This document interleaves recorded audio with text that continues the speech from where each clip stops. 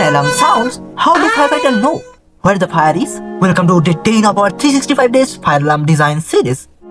A fire zone is a defined area of a building, monitored by a group of fire alarm devices. When any device in a zone activates, the panel shows that zone. Fire zoning helps responders reach the fire faster. Fire zoning means better control, faster action, and safer buildings. Follow VoltSketch for more quick fire alarm and AutoCAD tips.